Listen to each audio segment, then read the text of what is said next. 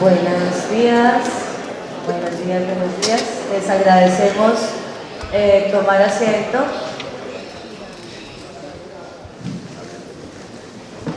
Muy buenos días.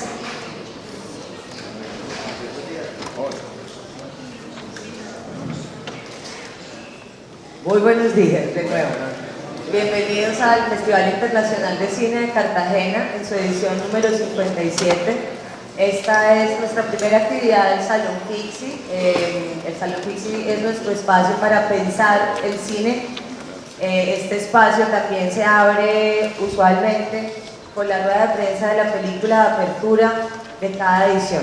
En la noche del primero tuvimos la fortuna de ver la película El silencio de los fusiles de Natalia Orozco, una película que llega en un momento muy afortunado y particular para el país. Es un momento que abre un camino muy largo, pero que esperamos que todos lo podamos recorrer.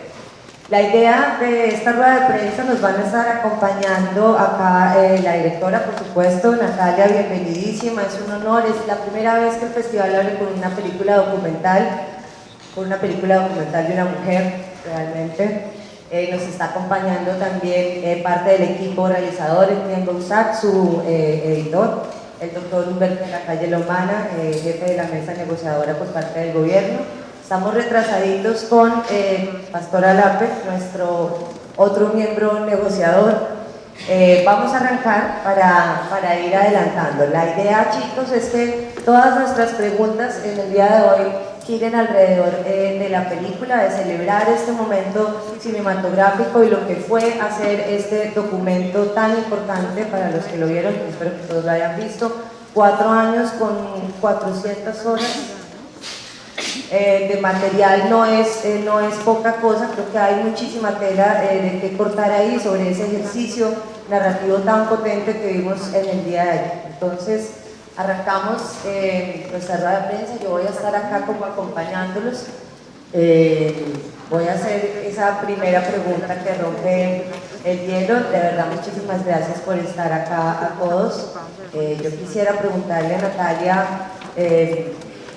un poco cómo se confronta la emocionalidad que puede generar un tema de estos para cualquier colombiano, pero para un colombiano sensible y comprometido más. ¿Cómo se confronta esa emocionalidad también con el ejercicio de tratar de mantener un equilibrio en la postura y en la mirada? Muchísimas gracias, Diana, a mis compañeros aquí en esta rueda de prensa, ustedes. Pienso que la respuesta yo intenté tenerla desde el primer día de rodaje y yo obviamente tengo sentimientos y muchas veces sentimientos encontrados y sentimientos que compartimos muchos, muchas veces de desconfianza frente a la clase política y a los hombres políticos, hay veces desconfianza, rabia, dolor, frente a los hombres y mujeres que hicieron la guerra, que tomaron las armas por el daño que pueden haber infligido a los civiles. Pero cuando yo empecé a hacer este documental, yo tenía muy claro que el objetivo y que el reto, además de que ellos me regalaran el tiempo y me permitieran una proximidad, digamos, más íntima de Ana, era tratar de entender sin justificar. Y cada minuto, cada instante que yo tenía esos sentimientos, me acuerdo cuando asesinaron a los 11 soldados en el valle, yo me sentía de alguna manera como traicionada en la esperanza y me acuerdo que me tocó sentarme frente a los comandantes guerrilleros a Pastor. Bienvenidos. Aquí acabamos de empezar hace 2 segundos.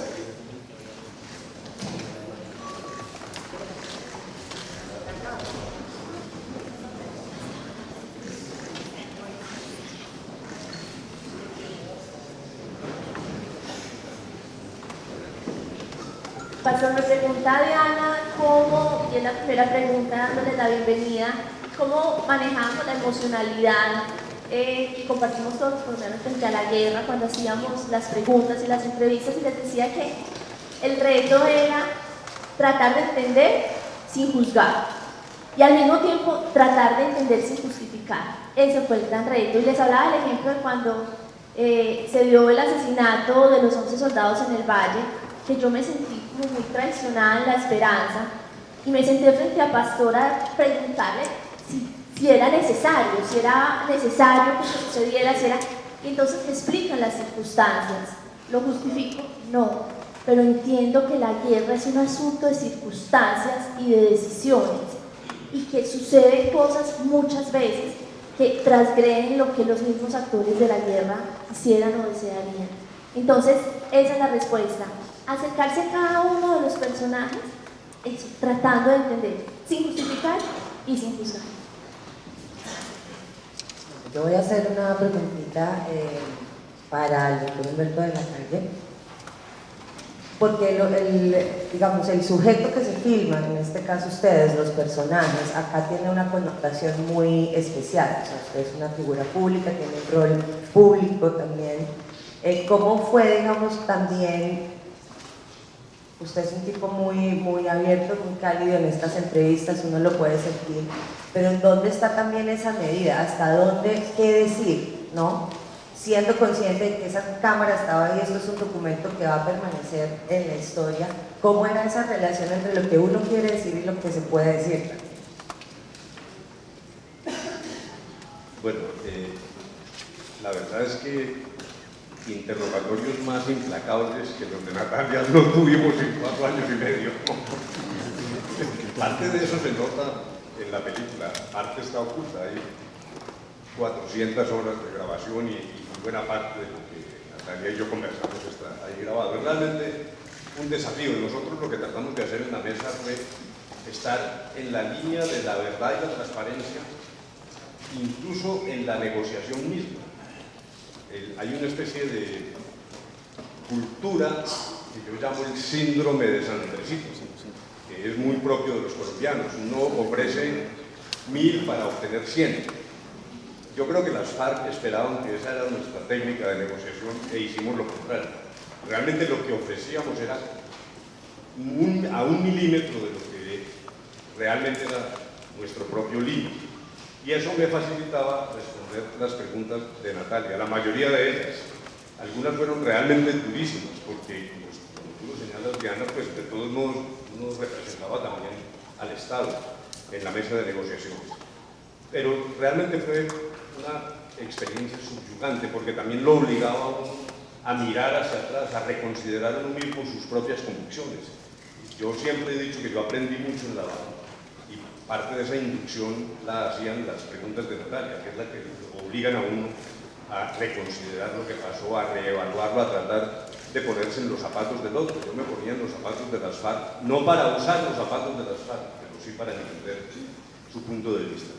Me parece que la película tiene un inmenso valor, primero histórico, porque no es solo la historia de las negociaciones, me parece que la película termina recorriendo la historia del conflicto, o sea, va mucho más allá, y hay una parte documental que es fantástica y que creo que va a quedar allí para el futuro, para que este esfuerzo y el origen de lo que está ocurriendo hoy en Colombia no se pierda. En segundo lugar, ayer se decía que a mí me parece que es un acto de justicia inmanente que esta película sea presentada por primera vez el mismo día en que comienza el proceso de desarme de las FARC. Lo dijo el presidente y hay que reafirmarlo. Yo creo que eso tiene dos significados. Uno, mirando hacia atrás, de qué manera esto se fue construyendo en medio del escepticismo, muchas veces de la oposición, hasta llegar a lo que está ocurriendo hoy, que yo creo que es un milagro, que es las FARC entrando a las zonas con todas las discusiones logísticas que han visto los colombianos. Y en segundo lugar, dejando las armas, pero sobre todo de futuro. Porque yo quisiera insistir en que lo que vimos no es una paz chiquita, no es solo un tema de un fusil que deja de funcionar.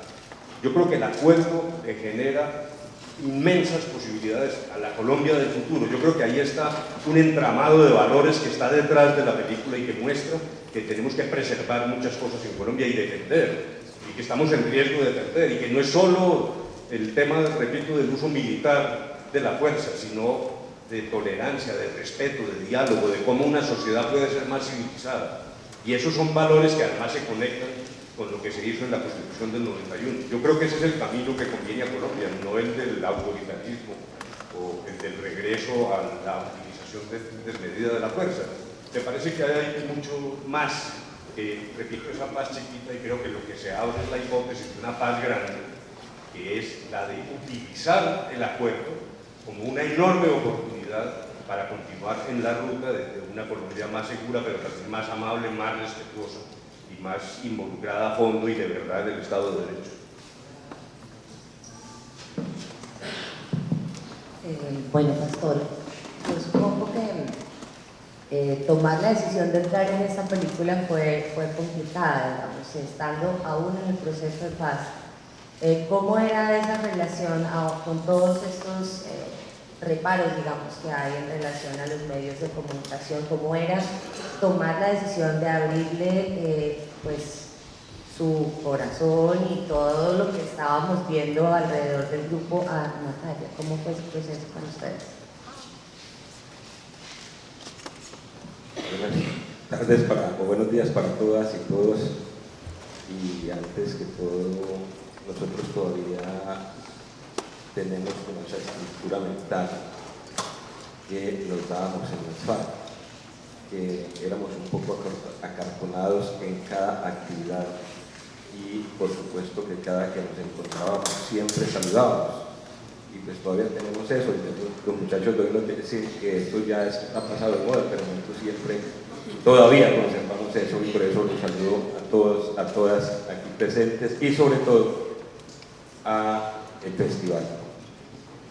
Quiero manifestar que para mí la presencia en este festival es un mensaje contundente de que estamos realmente en un proceso de desarme de los corazones, de desarme de los odios. Este escenario es muy simbólico para nosotros. Cuando estaba en la selva siempre andaba pendiente del festival. Pues nunca aspiré que fuera a llegar, pero para uno entender qué películas, cuáles eran los directores colombianos que hubieran ganado, y uno esperaba hasta que alguien aparecía con una memoria, ya con todo esto de la piratería, entonces normalmente le llegaba a mí. Hay que manifestar y ser sinceros. Y pues logramos esto, y me parece que es un mensaje muy fuerte, de mucha seguridad, que nosotros lo recibimos muy bien. Acompañamos este proceso que iniciamos ayer, porque aquí desde el arte y la cultura se está extendiendo un horizonte de posibilidades de reencontrarnos en la cultura, de poder ampliar toda la visión del país desde un encuentro incluyente formado en la diferencia. Entonces esto nos permite que iniciemos desde acá, y cuando hablo desde acá hablo desde los diversos sectores o núcleos de la cultura, un proceso de cultura de paz. Eso quería primero agradecerle a la organización del festival. Y por supuesto que hay que ser sinceros, cuando aparecía la marca RCN, pues eso nos disparaba a todas las prevenciones.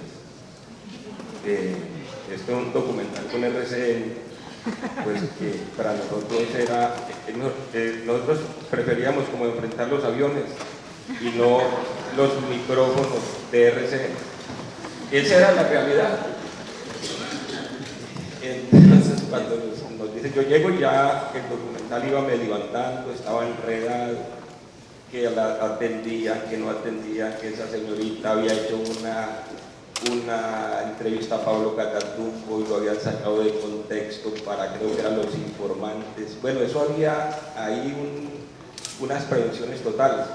Yo llego, pues apenas a conocer ese escenario, y me dicen, entonces usted se pone jefe de prensa. Y yo, ¿y qué es eso? ¿Cómo es eso? Entonces, por eso resulto metido en todo este rollo. Me dice Pablo Catatumbo, venga, te presentamos a la que va a hacer el documental. Me la presenta, pues yo normalmente le hago un poco de preguntas, ella como que me mira mal y este man se va a tirar todo. Pero yo hablaba con la mayor sinceridad, pues es una paisa, yo también, entonces no, pues eso podemos hablar así, acá son quitados. Y así empezamos ya a pelear con todos. Oiga hermano, usted, entonces era lo más, ella me molestaba, con Diana, normalmente con Diana un mensaje en La Habana que es bien complicado para usar internet, y entonces era que llegamos, que si puede, que necesitamos a Pablo, que necesitamos a Iván, y yo, Iván, por favor, no tengo tiempo. Bueno, eso fue muy duro para uno poder concertar un espacio con cada uno de esos. Yo creo que por accidente resulté yo en muchas imágenes, porque ya, bueno, yo voy. Esa fue la realidad. Bueno, yo voy a terminar para darles paso acá a la gente de la prensa con Etienne, que es un editor de una larguísima experiencia, viene también de muchas películas de ficción, pero yo siempre digo, el documental se escribe en esa mesa de edición. Me imagino que también fue un proceso bastante largo y emotivo, es un proceso también bastante solitario, no sé, Natalia, pero quisiera saber cómo lo tejieron y cómo se vivió también en la intimidad ese proceso. Gracias, buenos días. Pues sí, fue un proceso largo. Con Natalia empezamos, había más o menos un 70% de ya todo el material rodado. Quedaban entrevistas, quedaban aún un par de viajes por hacer a La Habana, y pues iniciamos pensando cómo, digamos que había una versión que se hizo, y a partir de esa versión nos inspiramos justamente para ir pensando cómo tejíamos toda la historia, cómo la construíamos finalmente, y nos pusimos de acuerdo en que lo que nos guiaba era lo que realmente pasó, ¿no? Y cómo las cosas pasaron, porque al comienzo pensamos, no, pues hagámoslo de esta manera, pensemos cómo vamos a contar toda esta historia con toda esta cantidad de material que hay, que por una parte eran las entrevistas a todos los personajes, pero por otra parte es todo el material de archivo que había, que es cantidades de material de archivo de los últimos, no sé, 20 años, 30 años de la historia de Colombia, ¿no? Los archivos de noticieros de RCN, todas las imágenes de eso. Y lo que nos dio fue que, no, contemos la historia como realmente sucedió, entonces cómo se iniciaron los diálogos, qué pasó, y los personajes. Así fue que fuimos tejiendo, digamos, todo el relato con preguntas morales, éticas, permanentemente, qué se puede mostrar, qué no se debe mostrar, el país está listo para ver estas cosas o no está. O sea, nosotros decimos que tuvimos nuestras negociaciones de paz en la sala, porque muchas veces también no estábamos de acuerdo, sí, pero bueno, fue un largo proceso y estamos, gracias. Perdona, pero yo sí quiero aquí atribuirle como la lógica que adquirió la película y mucho del hilo narrativo al trabajo que hizo Etienne con el apoyo de Daniela, nuestra asistente de dirección, porque era demasiado material, pero sobre todo era una decisión ética, cada imagen y cada pedacito de entrevista que poníamos. Entonces, había discusiones fuertísimas. Yo decía, van a firmar la paz primero y nosotros vamos a seguir en guerra. Y no vamos a poder entregar ninguna película, porque además era cuestionar los principios. A veces yo sentía que me estaba cuestionando los principios y me sentía ofendida, y viceversa. Entonces fue muy bonito porque es un trabajo de equipo, desde la logística que se organizaba en La Habana, para que las cosas fueran, digamos, transparentes y no estuvieran viciadas de cosas, con el apoyo de Daniela, hasta las decisiones de cada imagen, cada sonido. Si poníamos más o menos duro un bombardeo, cada cosa implicaba una decisión ética, y en eso yo le agradezco mucho al equipo lo que me aportó. Bueno, yo les voy a dar paso a ustedes, vamos a ir como levantando la manito y ahí los van a ayudar con el micrófono. Entonces,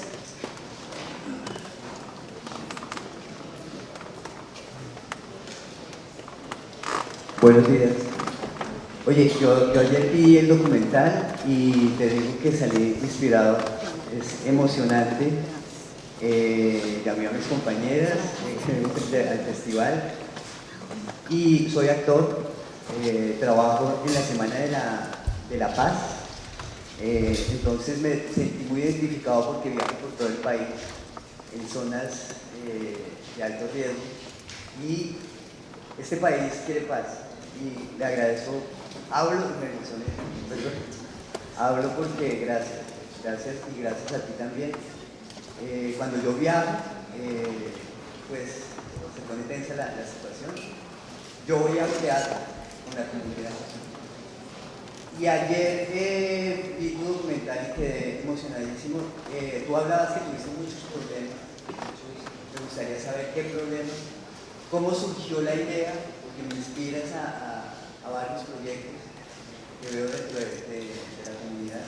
Quisiera saber cómo hacerlos, cuál es la iniciativa, qué iniciativa tuviste para llegar ahí, y cuál fue el corazón que le pusiste y los problemas que tuviste para lograrlo. Muchas gracias y te felicito. Muchísimas gracias. Bueno, la idea, de alguna manera, yo me preguntaba, ¿qué hace un país con el dolor? Lo dije ayer, que deja 50 años de guerra. ¿A dónde va? ¿Dónde vamos a guardar todo ese dolor que quedó en nosotros, que quedó en las víctimas de todos los grupos armados y que quedó muchas veces en las víctimas de nuestra propia indiferencia? ¿Y qué podemos hacer con ese dolor?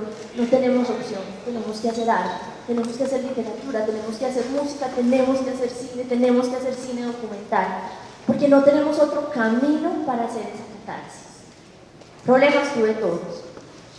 No sé si Pastor va a estar en desacuerdo, pero yo siento que Colombia es un país muy machista y siento que la guerrilla, como todo Colombia, es machista.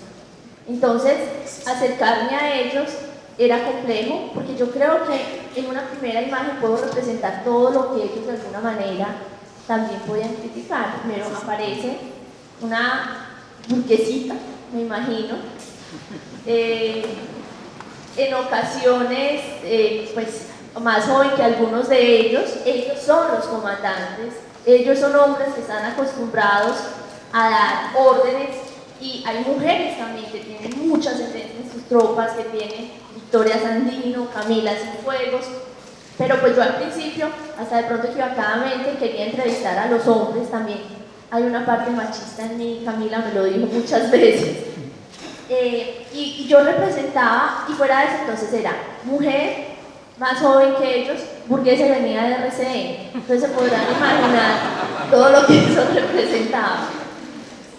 Y fue difícil, después además de la entrevista de Pablo Catatumbo, que fue muy dura, entonces a Pablo es un hombre que lo quieren mucho también sus tropas, entonces claro, me acuerdo las miradas de Alexandra era como, no puede ser usted tan descarada de haber hecho esa entrevista, y aún así después de eso venir a querer hacer un documental, pero finalmente con la persistencia y eso se logró, pero este lado tampoco fue fácil, porque al doctor Humberto de la Calle, a Sergio Jaramillo, lo cuidan mucho, como debe ser, pero lo cuidaron mucho su equipo de comunicación.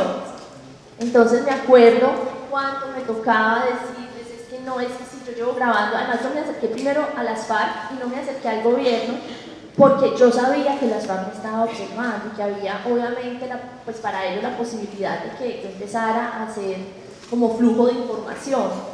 Entonces era muy claro que yo al principio incluso quería hacer los últimos días en armas de las FARC una aproximación distinta al gobierno.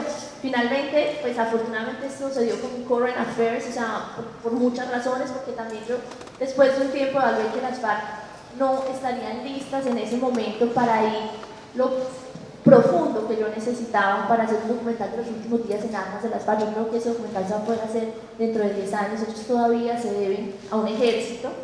Y además era muy arrogante de mi parte y eso muestra que la ignorancia es atrevida, yo no los conocía, pensaba que yo iba a poner la cámara y que ellos se iban a de alguna manera desnudar el alma frente a mí el tercer día, cosa que han pasado 4 años y no ha sucedido, porque eso era arrogante. Ahora entiendo que esa era mi ignorancia, mi desconocimiento de las FARC. La dificultad fue esa, la dificultad es que me decían, la atendemos mañana, no, que no se pudo, no, que en 3 días no, que yo no con ese presupuesto que se iba acabando.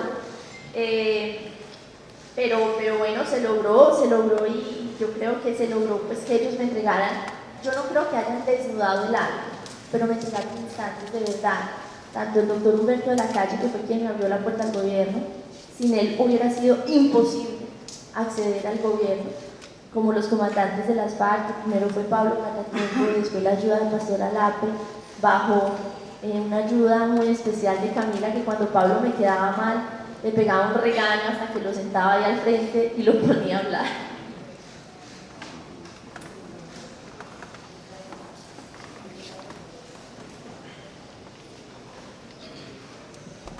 Buenos días.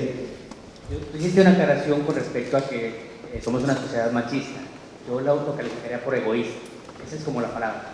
Somos egoístas, no creemos en que ese proceso. Yo vengo de una familia totalmente de izquierda, siempre he llegado en la política, ahora estoy en la parte de medios, trabajo con alcaldías, con gobernaciones en Risaralda y he seguido como de cerca el proceso de paz.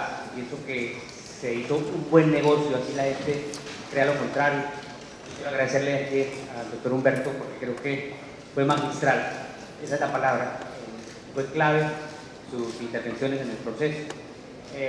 Aceptar esa dura realidad y poder hacer esa catarsis de decir, bueno, te perdono, ese perdón no es tan fácil de lograrlo, pero pienso que está llegando a eso. La película de ustedes es espectacular, le toca como las fibras a uno, y creo que es la hora de quitar ese egoísmo, de volvernos más humanos y de aceptar de que tenemos errores, pero todos queremos, yo creo que la construcción de las FARC está también en querer un país mejor, independientemente de este no equivocado. No somos quienes para juzgar y creo que vamos por un buen camino. Muchas gracias, Humberto, por ser parte de ese equipo negociador y a ustedes por dar ese paso hacia este lado, hacia el lado de la paz que queremos los colombianos. Muchas gracias. Muchas gracias. Muchas gracias por tu película. Yo soy un ex miembro del M-19. O sea, sé de qué estamos hablando. Con el doctor de la Calle nos conocemos hace muchos años. Y he hecho documentales sobre Colombia. De hecho, hay uno que hicimos para Dimensión de México. Colombia en guerra por la vida, se llama. Y al ver tu documental, me conmoví muchísimo, porque lo primero que entendí es que era un documental subjetivamente objetivo. Es algo bastante M-19, sí, como aquella social bacanería de la que hablábamos nosotros.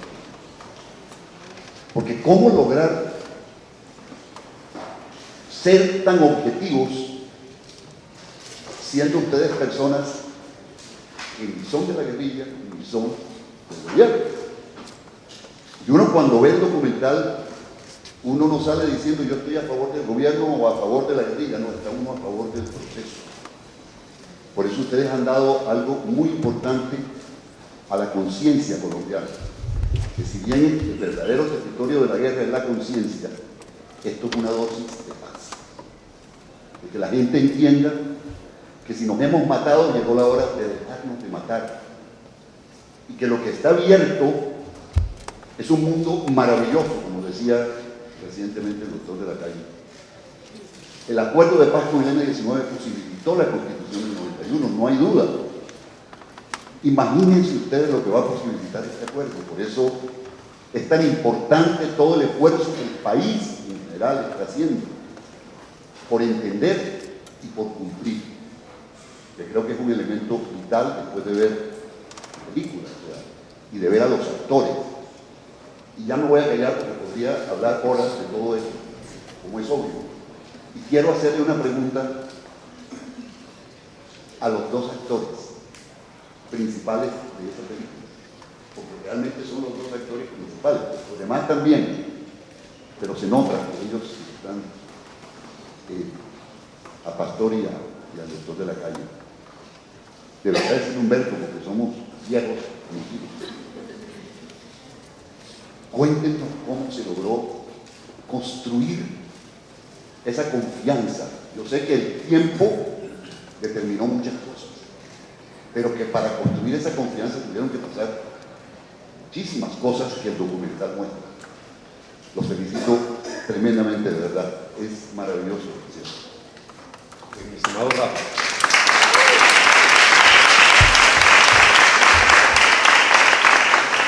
A ver, mi estimado Rafa, yo tomo lo primero que dijiste porque me parece que la gran sabiduría de Natalia fue la siguiente: hacer las preguntas más duras, pero entender que las preguntas no son respuestas. Ahí es donde está la clave. Las respuestas las dábamos nosotros. Cada quien se aproximaría seguramente a su verdad, a lo que quería transmitir, pero eso hace, en mi opinión, que el documental es absolutamente equilibrado. Tú lo has dicho extraordinariamente bien. Puede haber expresiones que alguien combata o discuta o manifieste su desacuerdo, claro, expresiones de las FARC o de nosotros, pero el equilibrio es la regla que logró Natalia y me parece que eso es extraordinariamente valioso. Y quiero insistir en que no solo es la historia de las conversaciones, sino que es una mirada de todo el conflicto, de sus raíces y de la manera como se fue desarrollando, con la rigurosidad que dan los archivos. La mayor elocuencia está no en lo que decíamos nosotros, sino en lo que aparecía, particularmente en lo que tiene que ver con el pasado. Luego, yo quiero señalar que, en mi opinión, el documental es absolutamente equilibrado. Vendrán críticas de ambos lados, lo que reafirma que es equilibrado. Me parece que tenemos que estar preparados para eso. Alguien va a decir que determinada pregunta no le gustó, que hay un sesgo. Pues, en mi opinión, no es cierto. Y reitero que las preguntas son preguntas. La responsabilidad está en quien contesta, no en quien pregunta. Y insisto en que Natalia hizo las preguntas que él. Ahora, ¿cómo fue la dinámica? Esto tiene altibajos y yo voy a dar mi versión. No sé si Pastor estará de acuerdo conmigo o no, debe ser que no. Dijéramos, en la primera fase secreta se logró algo que fue, en mi opinión, el cambio estratégico más importante para que esto fructificara. Y fue la consecución de una agenda concreta para el fin del conflicto. Una agenda no para la paz, no para hablar de lo divino y lo humano. Es una agenda para poder terminar el conflicto y construir la paz, que es lo que sigue. O sea, este es un desafío mucho más largo. Yo por eso quiero insistir. Colombia no puede dar marcha atrás, no puede dejar de cumplir lo pactado. Aquí hay un problema de buena fe del Estado. Esto es un acuerdo de Estado, firmado por el Ejecutivo, aprobado por el Congreso, siguiendo lineamientos de la Corte Constitucional. La marcha atrás que nos proponen algunos es un descalabro histórico para Colombia. Eso no puede pasar, porque es que apenas estamos comenzando la fase sustancial. Lo que hicimos en La Habana fue terminar el conflicto sobre la base de una agenda. Allí nos formamos todos la ilusión de que habría una conversación breve, de meses, se dijo en ese momento. No fue así. En Oslo hubo, dijéramos, una posición muy radical de las FARC, hubo cambios en la delegación, y lo que en Oslo vimos es que iba a ser una conversación dura, difícil. Cada quien arrancó desde sus propios puntos de vista. La primera fase fue muy cargada de ideología, un ejercicio particularmente por parte de las FARC ideológico. En algún momento yo les dije, mire, realmente esto no es un panel, ni una universidad, ni un seminario. Este es un ejercicio práctico para poner fin a un conflicto de más de 50 años a través de una agenda que busca conceptualmente distinguir entre ese fin del conflicto y la implantación de la paz. Esto fue aterrizando entonces cada vez hacia lo más concreto, y voy a poner un solo ejemplo que me parece que es indicativo de cómo funcionó la posibilidad de conseguir un acuerdo, en mi opinión, y es el punto 1, el punto rural. El punto rural fue escogido porque además es la clave de la guerra. La guerra empezó allí y se ha perpetuado allí. Hay una enorme miopía de la sociedad urbana colombiana que cree que la violencia urbana no tiene nada que ver con la violencia rural. Dice, no, eso pasa por allá en las afueras de Colombia, en la quinta porra, como suele decirse. Eso no tiene nada que ver conmigo. Yo estoy viviendo en una ciudad populosa y eso del conflicto es una cosa lejana. No es cierto. Los eslabones de violencia empiezan en el campo y se reproducen en la ciudad. Tenemos 8 millones de desplazados, y allí hay el que mata a un chico para robarle un celular puede ser hijo de un desplazado. Este es un eslabonamiento de violencias, una sociedad bastante miope. El presidente de le estoy desviando un poco, pero es que vale la pena, el presidente de un grupo financiero importantísimo un día me dijo, ¿usted por qué se metió en ese embeleco de la paz?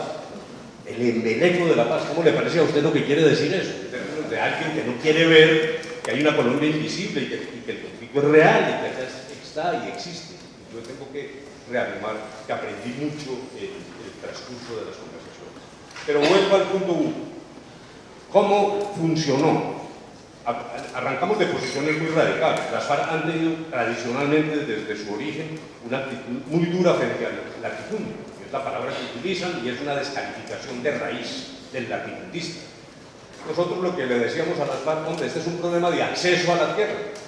Hay evidentemente campesinos que no tienen acceso o la tienen de manera insuficiente. Lo que tenemos es que remediar el problema del acceso. Pero ¿dónde hizo clic la negociación? Porque en el diagnóstico encontramos diagnósticos armónicos. Tanto la visión de las FARC sobre el campo como la nuestra era no exactamente igual, pero armónica, coincidente. Atraso en el campo, problemas de dignidad de la familia campesina, baja productividad, una degradación del campo. Ni siquiera es que el campo esté flotando en hibernación, ¿no? Es que todos los índices se han marchitado.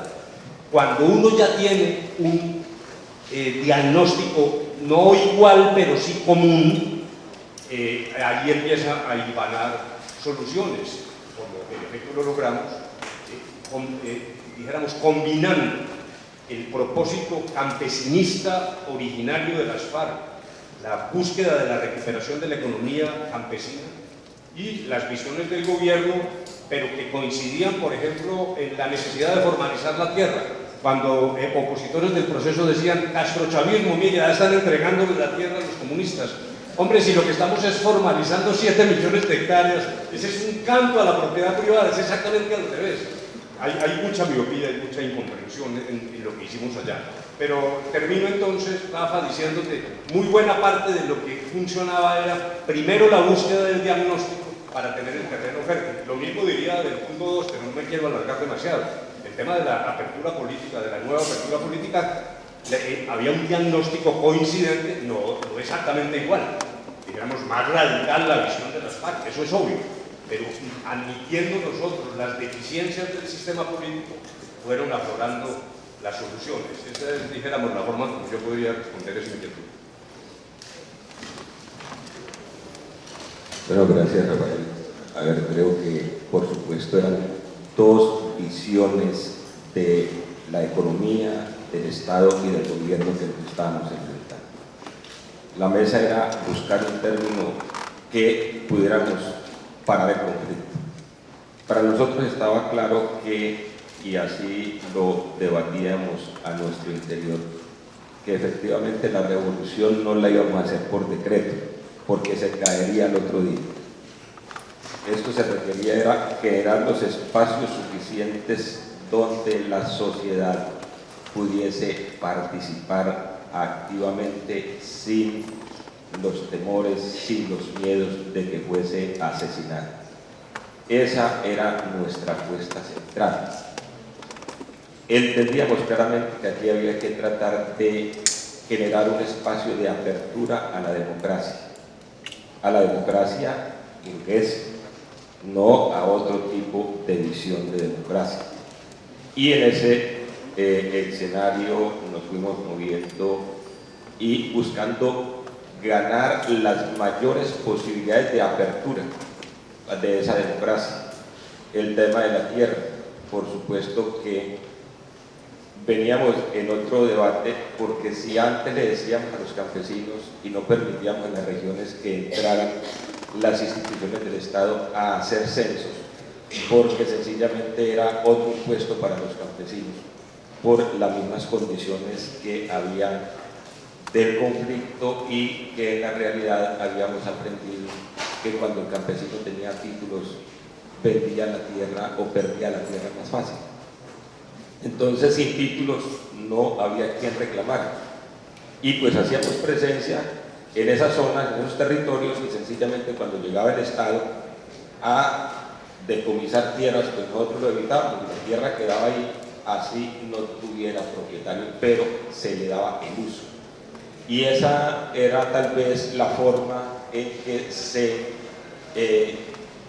negociaban las tierras en esa Colombia profunda. No se miraba propiedad, sino lo que llaman los campesinos la mejora.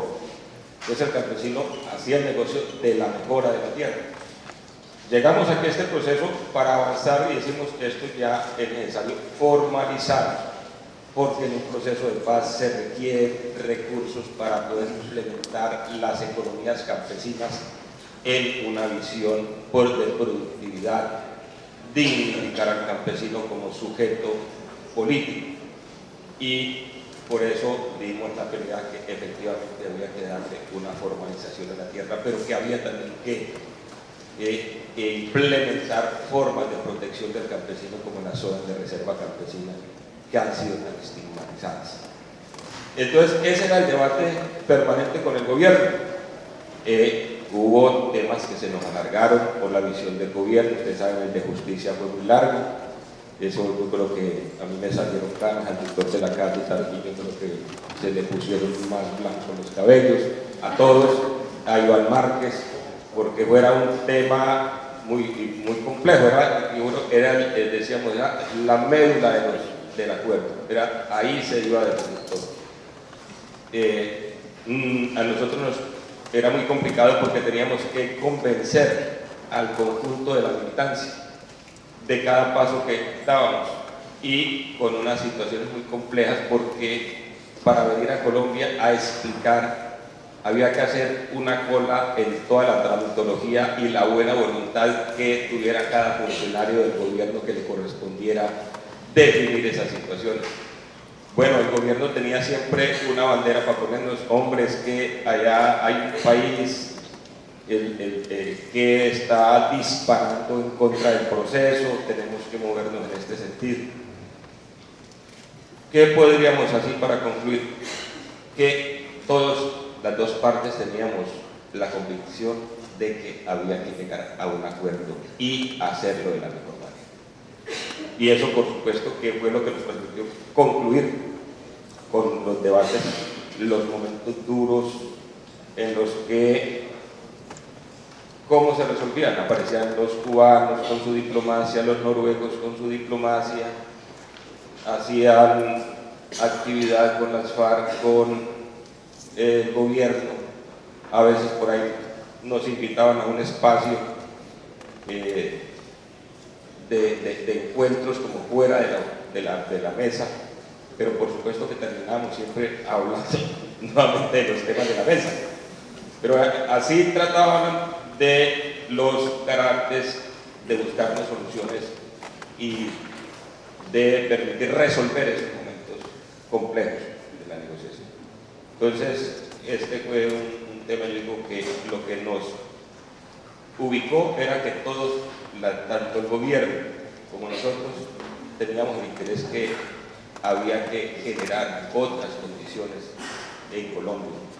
Es decir, no era la paz, era parar la guerra, cerrar el capítulo de la guerra, y estábamos claros que este acuerdo era el inicio de un horizonte de posibilidades para Colombia de entrar a construir verdadera democracia. Bueno, yo quisiera hacer una pregunta, que ya nos va a tocar hablar un poquito.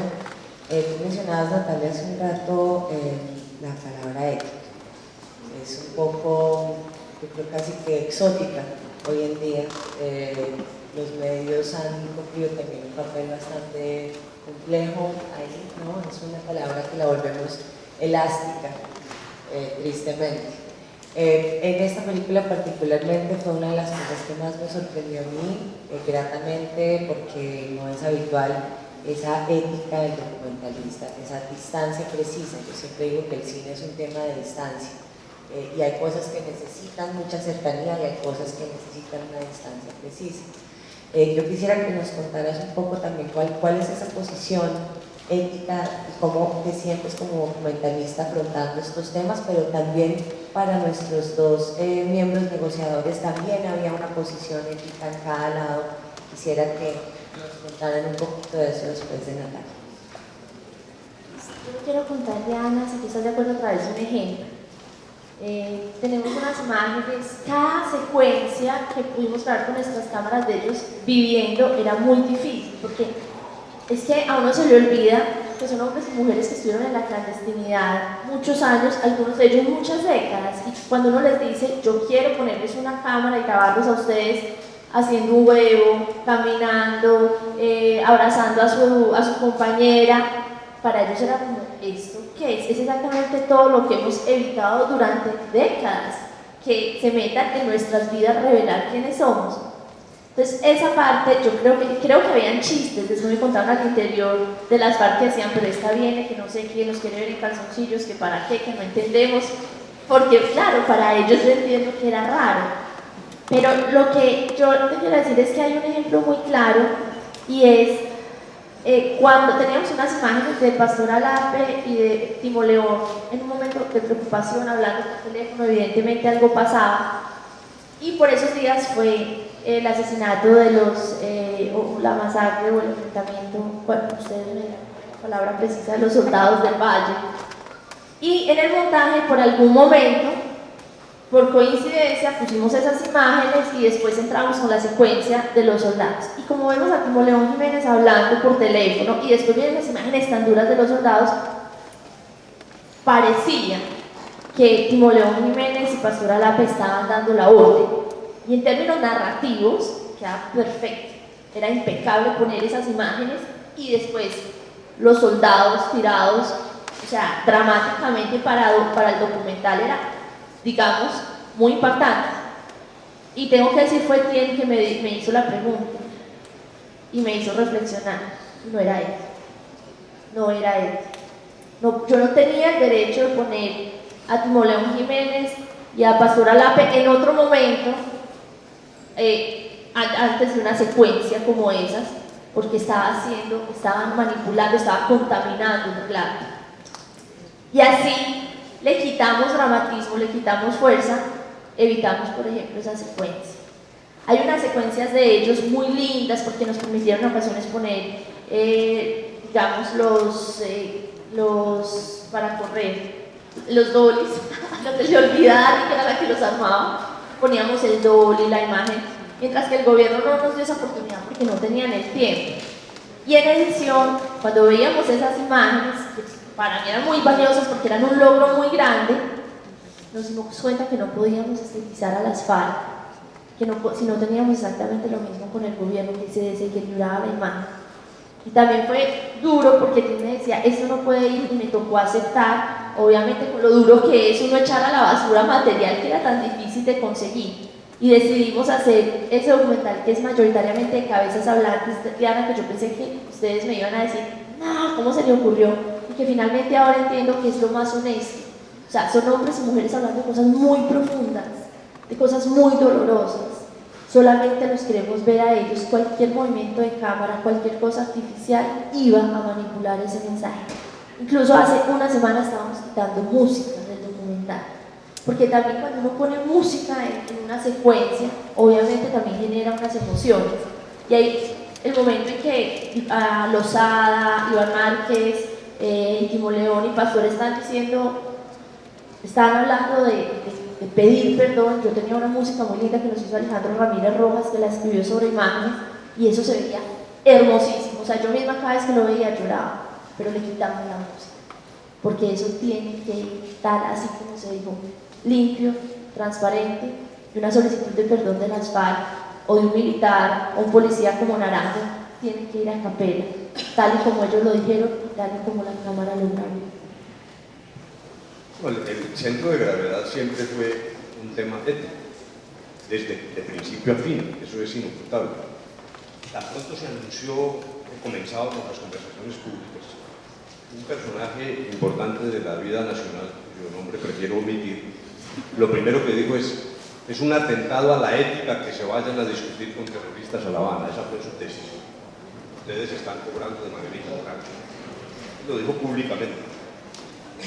Yo reflexioné siempre sobre este tema, siempre, desde el momento en que acepté hasta el último día cuando firmamos los acuerdos, porque creo que el corazón de lo que hay allí detrás y detrás del documental, por eso decía que detrás del documental lo que hay es un entramado de valores y uno es evidentemente un tema ético.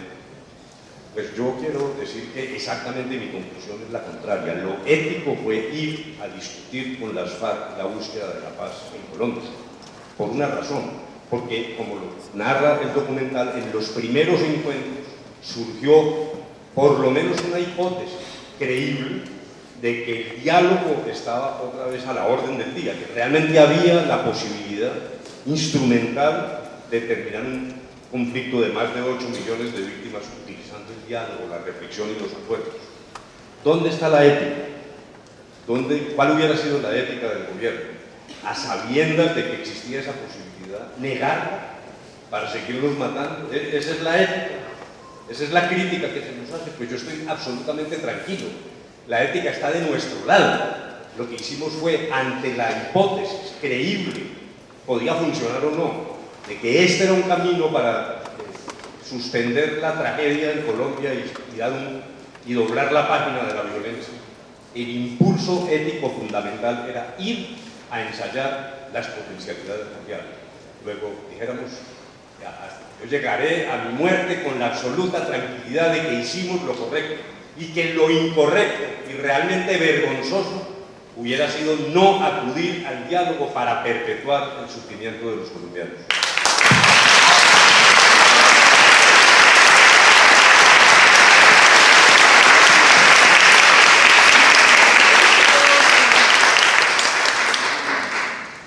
Cuando ya entramos en todo este ejercicio de mostrarle al país cómo era que se estaba construyendo, trabajando, negociando el acuerdo, ya hablábamos de las prevenciones, pero además de eso era la carga de trabajo que había, que no era fácil. Nosotros no disponíamos de un equipo grande de asesores, veníamos de otras prácticas diferentes a tener que consumarnos permanentemente en el análisis de documentos y elaboración de documentos, de consultar. Entonces, cada que nos llamaba Natalia que iba para allá era un dolor de cabeza, porque era tiempo que había que sacarle a la tarea central que tenía. ¿Qué nos dijimos?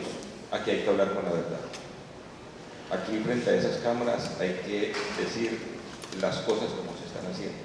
Pero teníamos otra dificultad, que diríamos nuestra visión, nuestro alcance desde lo táctico y lo estratégico en la negociación tampoco lo podíamos soltar. Hasta dónde íbamos a ceder, como era el término que en la ciudad se usaba. Entonces teníamos que movernos en ese contexto de que todo lo que dijésemos fuese rubricado, pudiese ser comprobado, pero no avanzar más allá de tal manera de que no se nos pusiera en otras condiciones frente a todo el espacio de la negociación frente al país. Eso era por un lado. Y el otro aspecto que estaba muy presente, diríamos, como para ya soltarnos, es el compromiso que se hizo. El documental sale después de que se firme el acuerdo. Entonces eso también nos daba más seguridad, nos bajaba las prevenciones y por supuesto que estuvo siempre la otra, qué direccionamiento le va a dar el director, porque independientemente del arte tiene mucha subjetividad, es la expresión del director, lo que él ve, su mirada, y entonces frente a eso teníamos como también esa preocupación. Por eso cuando miramos el documental pues vemos que efectivamente hubo un esfuerzo grande, muy grande, un ejemplo de que, como decía el doctor de la Calle, seguramente uno irán a decir que ese documental es de izquierda y los de izquierda irán a ese documental es de derecha. Ahí Santos habla mucho, se presentan muy limpios sus imágenes, los de las varas parecen sudando, aparecen jodidos, bueno, y irá a darse mucha argumentación y creo que ya se ha repetido, ese es el poder que tiene el documental, que genera debate y que nadie puede definir en este momento. El documental es en esta dirección de poner a uno de las partes en peores condiciones. Yo creo que incluso fue la necesidad de que Colombia pueda caminar en la edificación concreta de la paz. Es lo que nos deja este documental. Y el otro aspecto que nosotros valoramos es que además aquí se está convocando desde una mirada a que no miremos más al pasado. Habrán otros documentales, habrán otros ángulos, pero este nos está diciendo al pasado no se puede regresar, tenemos que seguir avanzando hacia el futuro de la construcción, edificación concreta de la paz. Ese sería lo que... Pastor, que mi mujer me criticó porque dijo que no estaba bien afectado. Ah, sí, sí.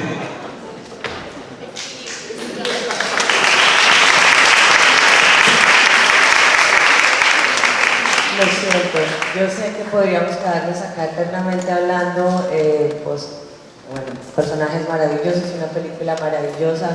Personalmente y desde el festival muy agradecida por lo que han hecho por este país, porque es una posición muy valiente, muy valiente entrar a la paz, es un camino muy difícil el que nos espera. Muchísimas gracias.